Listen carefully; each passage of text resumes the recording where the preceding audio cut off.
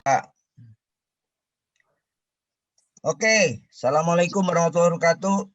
Sampai ketemu lagi ke pertemuan ketiga di kuliah online mengenai tata cara kerja dan ergonomi.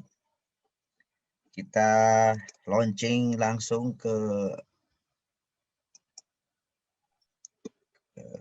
bentar ya.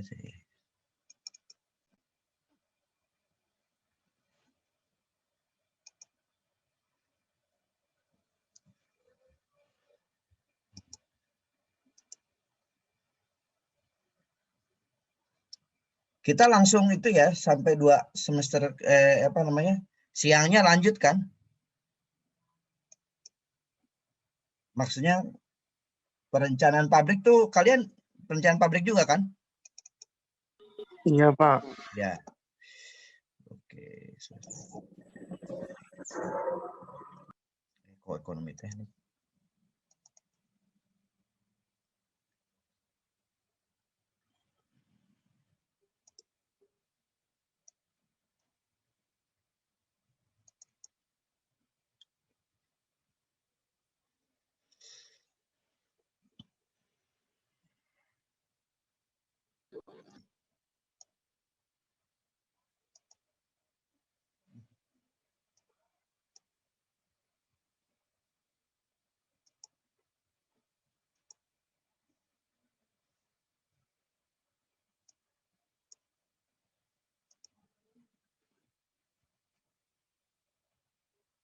Nah, pertemuan ketiga ya. Oke, kita akan bahas mengenai pertemuan ketiga ini adalah mengenai K3. Jadi definisi K3, menurut Ridley John tahun 1983 ya. Itu mengartikan kesehatan keselamatan kerja adalah suatu kondisi dalam pekerjaan yang sehat dan aman, baik itu bagi pekerjanya, perusahaan maupun bagi masyarakat dan lingkungan sekitar pabrik atau tempat kerja tersebut. Jadi kesehatan keselamatan adalah suatu kondisi pekerjaannya sehat aman lah, tidak ada kecelakaan, tidak ada yang sakit, jadi tidak ada terjadi sesuatu yang dapat merugikan dari sisi manusianya tentunya. Ini adalah pengertian dari K3. Jadi sebenarnya apa hubungannya ergonomi sama K3? Ya pasti adalah.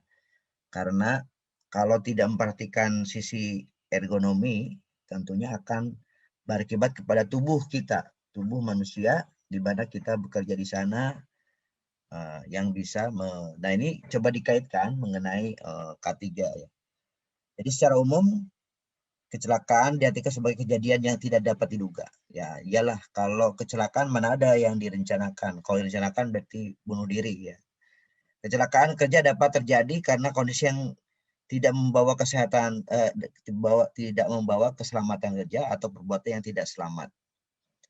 Ya ini juga karena tidak aman ya, karena dia tidak memperhitungkan semua terjadinya kecelakaan yang akan terjadi di hadapan mereka. Seperti halnya malam ini ada berita demi konten dia menghadang truk ya yang lagi cepat itu, terus ditabrak akhirnya mati 1 orang. Nah itu kan dalam rangka konten tapi tidak memperhatikan faktor-faktor resiko tersebut sehingga ya terjadilah kecelakaan. Nah, ini tapi berdasarkan kecelakaan kerja, maka lahirlah keselamatan kesehatan kerja yang mengatakan bahwa cara menanggulangi kecelakaan kerja adalah dengan meniadakan unsur penyebab kecelakaan atau mengadakan pengawasan yang ketat. Jadi di sini menurut Silalahi tahun 1995, nah kecelakaan kerja itu tidak akan terjadi jika penyebabnya kita tanggulangi dulu. Jadi tanggulangi dulu, kita antisipasi dulu, awasi, jangan sampai terjadi kecelakaan. Jadi jangan sampai itu lewat, tidak ada pengawasan, tidak diperhatikan, tidak dianalisa resikonya akan terjadi kecelakaan. Jadi inti dasar dari kesehatan keselamatan kerja ini adalah melakukan pencegahan terjadi suatu kecelakaan di tempat kerja. Nah, ini adalah merupakan tujuan penerapan ketiga. Terus apa hubungannya dengan K3?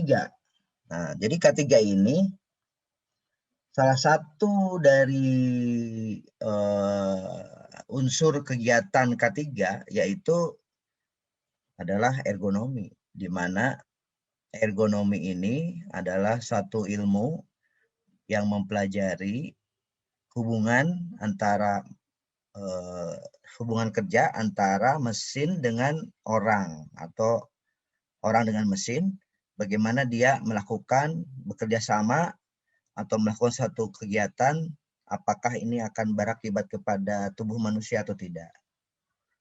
Ya. Jadi ergonomi yang ketiga merupakan suatu hal yang tidak dapat dipisahkan. Keduanya mengarah kepada tujuan yang sama, yaitu peningkatan kualitas hidup kerja. Jadi dalam rangka meningkatkan kualitas hidup kerja. Artinya gini, kita kan orang bekerja setiap hari, kerjanya itu, tapi kalau dia salah melakukan satu mengerjakan sesuatu itu dengan salah, tentunya berakibat kepada tubuh, ya. Atau bisa jadi tidak hanya akibat tubuh, juga terhadap kenyamanan si tubuh dalam bekerja, sehingga menurunkan kondisi dari si pekerja tersebut, dan juga bisa mengalami kecelakaan yang lebih serius.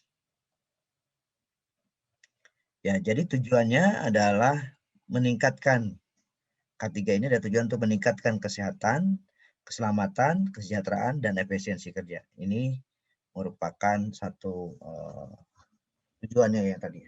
Nah, ergonomi itu apa? Ergon itu udah singkatannya, artinya adalah ergon itu kerja, nomos itu peraturan. Jadi di sini mencoba ergonomi ini ilmu yang mengatur kerja supaya bisa meningkatkan kesehatan keselamatan kerja. Jadi pengertiannya adalah ilmu serta penerapannya yang berusaha menyerasikan pekerjaan dan lingkungan terhadap orang atau sebaliknya dengan tujuan tercapainya produktivitas dan efisiensi setinggi-tingginya melalui pemanfaatan manusia seoptimal mungkin. Jadi ini jelas bahwa ilmu ergonomi ini adalah ilmu yang mempelajari hubungan kerjasama, penyelarasan antara pekerjaan dengan lingkungan. Jadi ergonomi adalah suatu cabang ilmu mempelajari perancangan pekerjaan-pekerjaan. Nah, ini cabang ilmu yang mempelajari perancangan pekerjaan-pekerjaan yang dilaksanakan oleh manusia, sistem orang dan mesin, peralatan yang dipakai manusia agar dapat dijalankan dengan cara yang paling efektif, termasuk alat-alat peragaan untuk memberikan informasi kepada manusia. Jadi sebenarnya ergonomi itu adalah teknik tata cara kerja. Nah, bagaimana metodenya? Nah, metodenya adalah pendekatannya pertama ini multidisiplin. Jadi tidak hanya orang teknik, tetapi multidisiplin. Semua orang bisa berkontribusi, bidang-bidang apa, jurusan apapun bisa masuk ke dalam metode ini. Jadi multidisiplin dan partisipatif tentunya. Berikutnya adalah orientasi permasalahan. Jadi tugasnya melalui menyelesaikan masalah-masalah melalui perancangan dan perancangan ulang dari kondisi kerja. Jadi kita walaupun misalnya ada Pak Industri yang udah biasa begitu, rancangan tata cara kerjanya yang sudah berjalan, nanti kita amati, kita evaluasi, kita lakukan riset, baru kita rancang ulang. Bapak misalnya bekerjanya melalui tahapan A, B, C, D. Nanti perancangan itu jangan begitu, nanti C, B, A, D misalnya. Atau nanti prosesnya diganti menjadi sesuatu yang baru dengan ditambahkan teknologi. Berikutnya adalah melalui media menyampaikan informasi dengan pendidikan pelatihan pada semua tingkat pengambil keputusan. Ini adalah metode bagaimana peningkatan kinerja itu, langsung evaluasi ini. Kemudian yang kedua adalah melakukan pelatihan. dan penyebaran informasi kepada orang-orang yang bekerjanya.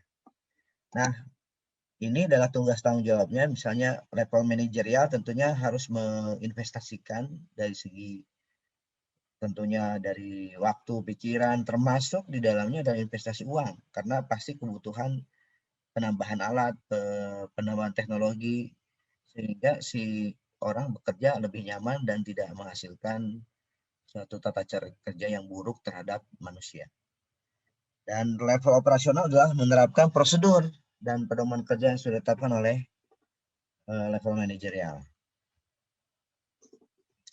Dan sistem kerja tentunya pasti ada sistem kerja itu ada manusia, pasti ada sarana yang disiapkan termasuk prasarananya sehingga menghasilkan produk dan produktivitas yang baik. Itu sasaran utama dari sistem kerja yang sudah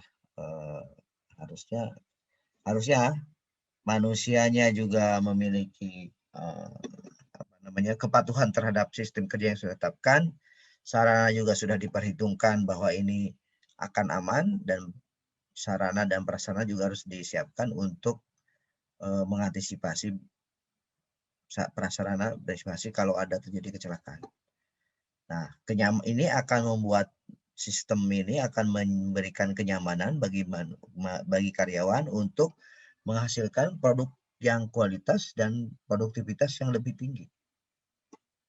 Ya. Kemudian kita saya jelaskan satu, manusia sebagai tenaga kerja. Karena manusia ini sebagai tenaga kerja ini, kita harus mulai dari faktor dari dalam dulu. Pertama, kita harus meneliti umurnya berapa, jenis kelaminnya apa, kecerdasannya bagaimana, kekuatan otot fisik bagaimana, bentuk dan ukuran tubuh. Untuk itulah makanya kalau di dalam SDM ada yang disebut dengan job spec. Job spesifikasi untuk mengerjakan sesuatu itu bisa dari umur, jenis kelamin, kecerdasan, kekuatan otot atau fisik, bentuk dan ukuran dan tubuh dan lain-lain, itu perlu diseleksi melalui ini karena akan berakibat kepada sistem kerja nantinya. Kemudian faktor dari luar. Contoh dari faktor dari dalam. Contoh misalnya mau jadi pilot. Nah, pilot kan harusnya berarti tingginya harus ditetapkan, jangan sampai ini injek rem dari pesawat terbang jadi nggak bisa karena terlalu jauh misalnya. Emang ada yang nggak ada. Kemudian dari sisi faktor apa namanya? Sebentar. Sorry tadi dari dalam ya. Dari luar. Nah, sekarang kalau dari luar berarti kan manusia itu kita harus memberikan asupan gizi yang baik agar tetap kuat, sehat ya. Kemudian lingkungan kerja yang nyaman. Terus makanya ada beberapa contoh misalnya dalam sebuah kantor yang kantor desain, kantor yang membutuhkan kreativitas, itu cara mempengaruhi manusianya adalah setiap tembok itu dikasih warna yang berbeda-beda. Tembok satu warna merah, yang satu biru, supaya untuk merangsang kreativitas. Artinya gini, kita bisa mempengaruhi si orang tersebut, orang yang dalam bekerja itu dari sisi luarnya melalui tadi asupan gizi, dikasih makan, kasih susu. Ya, ada beberapa kan di sebuah perusahaan ada asupan gizinya tuh sangat kuat. Yang kedua adalah lingkungan kerja. Yang kerja adalah misalnya dibuatkan nyaman, ada pohon-pohonan, dibuat betah kita tinggal di pabrik atau di kantor tersebut. Kemudian ada acara-acara misalnya olahraga, macam-macam gitu ya, yang buat orang nyaman untuk bekerja di situ. Ketiga adalah faktor yang tentunya adalah penyakit. Contoh misalnya corona ataupun apapun penyakit dari luar, itu harus antisipasi jangan sampai terjadi penyebaran di kalangan pegawai ya. Keempat adalah sosial ekonomi. Tentunya dengan adanya faktor luar itu akan mempengaruhi pekerjaan jika sosial di rumahnya nggak benar, di rumahnya ekonominya lagi carut marut, makanya di perusahaan suka ada koperasi, suka ada bantuan pinjaman dan sebagainya, itu menjadi salah satu faktor dari luar yang bisa mempengaruhi kinerja dari manusianya. Dan banyak lagi yang lain yang sebenarnya kita bisa mempengaruhi manusia supaya lebih berkualitas, lebih efektif, lebih efisien, ya. Dan juga bisa training-training di salah satu masukan juga di sini. Yang lain-lainnya ada training, ada macam-macam ya. Oke. Sarana kerja yang tidak memadai, tidak adanya keserasian ukuran dan bentuk sarana terhadap tenaga kerja. Ini sarana kerja tidak dapat memadai, artinya misalnya bangkunya terlalu tinggi, misalnya dalam bekerjanya kurang pas bangkunya ini dan lain sebagainya, jangkauannya kurang, misalnya ada barangnya di terlalu jauh, itu akan harus diukur sehingga ya tidak adanya keserasian ukuran. Ya, misalnya gini, mobil Eropa datangkan ke Indonesia, mobilnya terlalu gede gitu kan, kursi yang lega-lega sih, cuman ininya agak beda gitu kan ukuran-ukurannya, sehingga di pabrik di Indonesia ataupun di Asia Tenggara pasti ukurannya disesuaikan dengan ukuran tubuh dari orang Asia. Kalau di Eropa mungkin harus kita rubah lagi. Di mana ini semua dalam rangka efektivitas dan efisiensi kerja yang efektivitas kerja tidak optimal. Ini akibatnya karena sarana tidak baik, sehingga efektivitas dan efisiensi kerja tidak optimal. Kerugian ya, biasanya hilang jam kerja, lambat, menurunnya produktivitas kerja. Ini akibat dari itu semua. Ya, ini adalah kartunnya. Ya. Contoh ini mau disuruh kerja, dikasih sarananya adalah kursinya seumprit, orangnya gede gitu kan. Dia tetap maksa, bagaimana caranya? Ini kira-kira gambarannya. Untuk itu perlu melakukan antropometri. Antropometri itu di dalam ergonomi adalah dalam rangka mengukur tubuh manusia secara secara statistik ya. Antropometri ada dua macam. Pertama antropometri statis, artinya ya bentuk si yang bisa bergerak, misalnya tangan ya tinggi atau badan atau tangan jangkauan itu kan statis ya, dia diam, jadi enggak ukuran ini maksudnya bentuk tubuh itu ukuran statis. Nah, antropometri itu dinamis, mungkin ukuran-ukuran yang mungkin bisa kadang bisa berubah gitu ya. Atau misalnya tadi kita tuh jangkauan, terus kemudian tergantung dari orang tersebut. Kemudian baru perancangan. Nah, setelah itu baru kita melakukan perancangan piranti kerja dengan pekerja itu. Jadi statistik dulu, contoh misalnya kita satu kelas, kita akan merancang sebuah bangku dan mejanya, ya, kursi dan meja. Nah, tetapi kita harus mengukur dulu nih satu kelas siapa aja. Nah, kita survei. Oh, orang tingginya segini, ada yang tinggi segini, kemudian tangannya panjangnya berapa senti dan ini, dan itu kita rata-ratain, kita kira-kira cari yang rata-ratanya berapa, mediumnya berapa. Nah, itu ukuran-ukuran berapa, umur berapa dan sebagainya kita lakukan klasifikasi. Oh, kebanyakan diagram normalnya itu ada di tengah, di misalnya tinggi yang 160 dengan jangkauan sekian. Nah, baru kita rancang berdasarkan tadi yang rata-rata orangnya.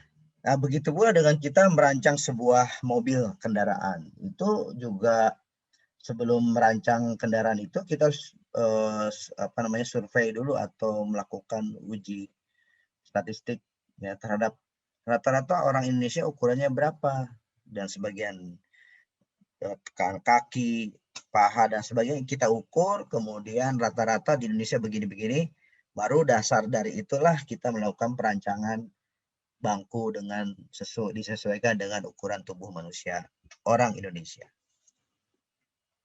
Oke. Manfaat dari antropometri adalah bagi tenaga kerja melindungi kesehatan dan keselamatan. Kemudian bagi alat tentunya relatif aman, tidak banyak yang rusak. Gitu ya. Kemudian produktivitas tentunya akan lebih baik, lebih berkualitas, kuantitasnya juga akan lebih banyak bekerjanya. Kemudian produk ya pasti lebih berkualitas karena tidak akan ini. Jadi contoh ukuran-ukuran tubuh manusia yang bisa diukur, misalnya tinggi badan, kemudian tinggi bahu, tinggi bahu, kemudian tinggi siku sampai siku, tinggi dengkul, tinggi lebar lebar bahu, terus kemudian lebar pinggul, panjang lengan. Nah, itu kita bisa ukur. Contoh lagi ini ada lagi panjang lengan atas, panjang lengan bawah, jangkauan atas, panjang depak. Nah, ini kita ukur untuk kita ambil berapa orang atau misalnya satu kelas yang baru kita bisa lakukan pengukuran. Nah, duduk. Pada saat duduk, tinggi siku, tinggi pinggul, tinggi lutut duduk, panjang tungkai bawah. Itu dari sarana. Sekarang prasarana. Prasarana kerja, misalnya jalur lalu lintas produksi, kita harus siapkan jangan sampai tidak ada jalur ini sehingga orang bebas masuk ke pabrik yang bukan wilayahnya dia ataupun akan mengganggu dari pekerjaan dalam stasiun kerja tersebut. Kemudian jalur lalu lintas karyawan. Itu lintas karyawan. Ini lintas produksi adalah jalurnya produk yang berjalan ya. Terus kemudian lingkungan kerja itu juga diatur demikian rupa. Ini contoh dari jalur produksi, misalnya ini diangkut ke sini, kemudian nanti dan lain sebagainya. Nah, kalau jalur karyawan karena terlalu sempit sehingga bisa terjadi bahwa produk akhirnya berceceran dan akhirnya terjadi kecelakaan. Nah, kalau lingkungan kerja itu contoh misalnya kebisingan, itu batasnya ada 85 dBA. Kemudian iklim kerja suhu kering 24 sampai 26 derajat Celcius. Suhu basah 21 sampai 30 derajat Celcius. Kelembaban itu adalah 65 sampai 95%. Nah, kalau getaran, kalau orang sering mendengar suatu getaran itu akan terjadi keselamatan ya manusia. Memang nggak bisa langsung hari itu juga, misalnya berapa tahun kemudian atau puluh tahun kemudian organ kita akan terganggu. Untuk itu perlu dibatasi. 4 sampai 5 Hz itu organ perut dan tulang belakang. Jangan sampai ini dia ikut, kalau lewat dari itu bisa berpengaruh terhadap organ perut dan tulang belakang. 40 sampai 80 Hz mengenai ketajaman mata. Faktor kimia, misalnya faktor fisiologis, sikap cara kerja dan sebagainya itu menjadi pertimbangan. Kemudian faktor fisiologi, suasana kerja, hubungan kerja, faktor biologis itu bakteri, virus, jamur, cacing dan sebagainya. Ini faktor-faktor yang berpengaruh dari segi lingkungan. Bagaimana sikap kerja? Nah, sikap tubuh, kenapa bisa ergonomi ini mempelajari?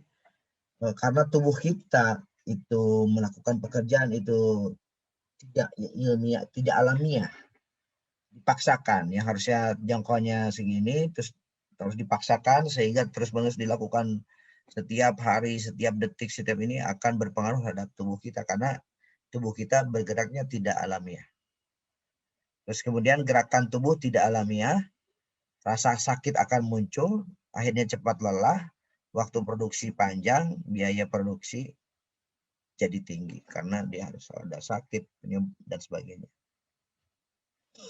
Sikap kerja ekonomis adalah menghindarkan sikap yang tidak alamiah dalam bekerja ya. Sehingga perlu ada satu pengevaluasan dari sikap kerja tersebut atau tata cara kerja. Kemudian yang kedua bisa jadi beban statis menjadi seminimal mungkin. Misalnya ngangkut barang, itu beban dan sebagainya. Kalau bisa diminimalisasi pekerjaan yang statis terus-menerus itu dikurangi. Terus kemudian pembuatan penentuan kriteria dan ukuran baku peralatan kerja itu juga harus dievaluasi atau dilakukan perbaikan. Keempat, dilakukan sikap berdiri dan duduk secara bergantian. Nah ini, kedua contoh ini adalah bagaimana tools desain dan pekerjaan ini. Contoh untuk membuat bolong atau drilling ya. Ya, selama ini di better. Kalau cara begini kan ini yang bukan ngobeng itu, kalau langsung itu dia akan lakukan, dia tidak alamiah. Alamiah itu seperti ini yang di atas. Begitu pula dengan bed ini, yang kalau ngerjainnya seperti ini akan tidak, selain kurang tekanan juga kurang alamiah dalam bekerja. Nah, alamiah itu seperti ini, jadi ada daya tekan ya. Begitu pula dengan beberapa yang cara ngambil terus kemudian memegang gitu. Nah, ini juga akan berpengaruh tuh terhadap kerja kita. Contoh sikap duduk, keuntungannya mengurangi kelelahan pada kaki, terjadinya sikap yang tidak alamiah, berkurangnya pemakaian energi. Itu kalau dari sikap duduk. Kerugiannya melembekkan otot perut, melengkungkan punggung, dan efek buruk bagi orang yang organ bagian dalam. Ini contoh dari tampak belakang, sikap kerja duduk, berdiri dan bergantian. Jadi dia agak duduk sedikit gitu ya, dan bekerja. Jadi kalau dia berdiri terus, tentunya akan pegel juga kaki itu ya. Nah, kemudian sikap berdiri. Keuntungannya otot perut tidak kendor sehingga vertebra ruas tulang belakang tidak rusak bila mengalami pembebanan. Kerugiannya otot kaki cepat lelah. Nah ini kira-kira kalau sikap berdiri. Perlu ada pemenuhan kondisi kerja berdiri, adalah diperlukan mobilitas atau jalan berpindah tempat. Diperlukan jangkauan tangan yang lebih panjang, ya, kemudian terjadi kecenderungan mengarahkan tenaga yang besar, ya, kemudian ruang kerja yang cukup luas untuk selonjor kaki bekerja bila harus duduk. Ini ini contoh. Kalau posisi dalam bekerja ini kan harusnya 90 derajat ya, langsung di depan mata itu, jadi nggak terlalu ke bawah, nggak terlalu ke atas juga, sehingga tidak menyikap alamiah. Dan lengan ini harus lurus dengan kerja, jadi 90 derajat, dia tidak punya beban tuh. Tidak ada tepian, ruang cukup, kemudian bekerja untuk mengangkat satu kaki. Nah ini untuk biar nggak pegal, kasih semacam kotak yang bisa diangkat kakinya untuk ada lebih enak jadinya. Nah begitu dengan jangkauan. Si jangkauan tangan kan kita lihat tuh, tinggal berapa, berarti lokasi tangan juga si barang-barang yang disiapkan di sini untuk bekerja harus sejangkauannya dia gitu. Dan barang-barang yang ini kalau bisa, memang harus bisa, itu pekerjaannya harus seimbang antara tangan kanan dan tangan kiri. Nah begitu pula ini, kalau sikap duduk, kalau mengerjakan terlalu pendek, terlalu ini, kalau bisa kalau terlalu tinggi gini ya, terlalu pendek ya, ini yang paling relatif lebih aman ya. Begitu pula dengan ini, sebisa mungkin ini 90 derajat. Faktor-faktor yang mempengaruhi kerja angkat-angkut adalah beban yang diperkenankan. Jadi beban yang diperkenankan jangan terlalu berat, kondisi lingkungan kerjanya, kemudian keterampilan bekerja, dan peralatan kerja serta keamanannya. Ini akan berpengaruh ya. Prinsip-prinsip kerja angkut-angkut adalah angkat-angkut adalah pegangan harus kuat, terus kemudian lengannya berada di dekatnya dengan badan dan posisi lurus, punggung harus lurus, posisi kaki dibuat sedemikian rupa sehingga mampu mengimbangi momentum yang terjadi pada posisi mengangkat. Kemudian berat badan dimanfaatkan untuk menarik, mendorong, serta gerakan perimbangan. Jadi, nah ini adalah contoh dari beban ya. Kalau tenaga kerja dewasa itu pria dan wanita beda-beda. Kalau pria 40 kilo sekali lah, wanita 15 kilo. Kalau terus menerus rutin itu 15 sampai 18 kilo aja. Ini 10. Kalau yang masih muda 15 sampai 10 12. Kalau wanita 10 12, kalau pria 15. Kalau terus menerus itu 10 sampai 15, wanita 6 sampai 9. Nah, ini contoh cara beban yang salah, itu kan dari bawah tuh tek ke atas. Nah, kalau bagusnya sih kasih meja supaya lebih mudah, lebih nyaman. Oke. Oke, itu adalah presentasi untuk pembahasan mengenai mata kuliah pertemuan hari ini. Ada pertanyaan?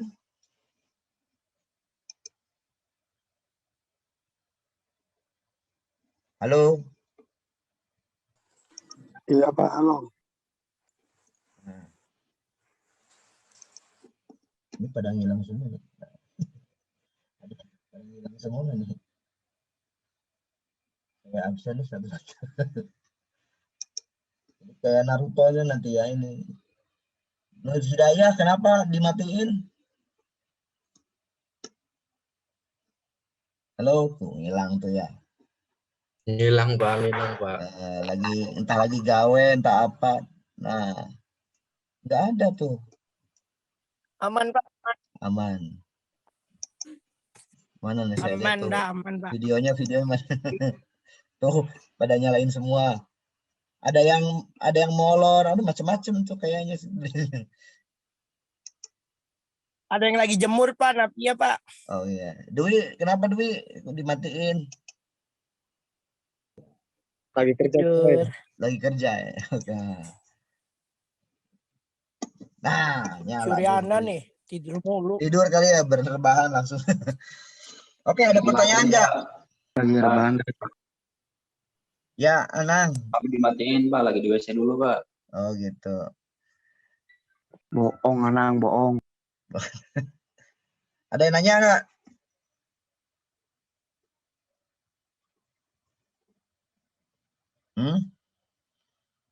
Wis, Anang. Ini nggak pakai baju. Habis ngapain?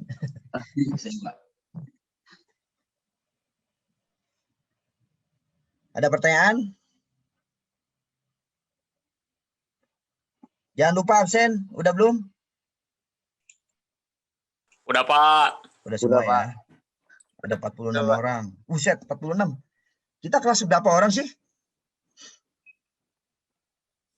30-an mungkin ya. Dua kelas, berapa Pak. orang? 2 kelas. Oh, 2 kelas. Iya, A sama B kan TI udah dijadiin satu Pak. Hah? Gak ngerti Pak, gak ngerti dia mah. Kan kalau TI kan ya ada Apa sih reject? Berarti KE-nya yang pagi berapa orang tuh? Berarti gabung ya, banyak juga ya. Tahu Pak. Iya, ya, lihat datanya dari Iya, alhamdulillah Pak. Karena kan kelas A dan kelas B yang dulunya terpisah, jadi ada yang gabung karena ada TI ya. Ada di TI, terus KE sendiri ya. Tapi biasanya ada juga yang ikut dari KE ikut ke TI. Siapa yang ikut dari KE ke ikut TI? Nggak apa-apa, saya juga malah senang juga. Bisa share ilmu yang lebih banyak kan. Oke, kalau tidak ada pertanyaan, kita istirahat dulu. Nanti kita ketemu jam 9.30 ya.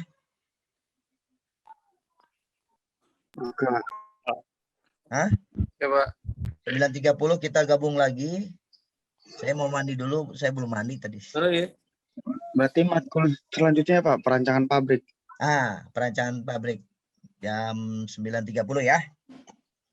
Oke, Oke. sampai ketemu lagi jam 9.30 ya. Wassalamualaikum warahmatullahi wabarakatuh. Waalaikumsalam warahmatullahi wabarakatuh. Waalaikumsalam.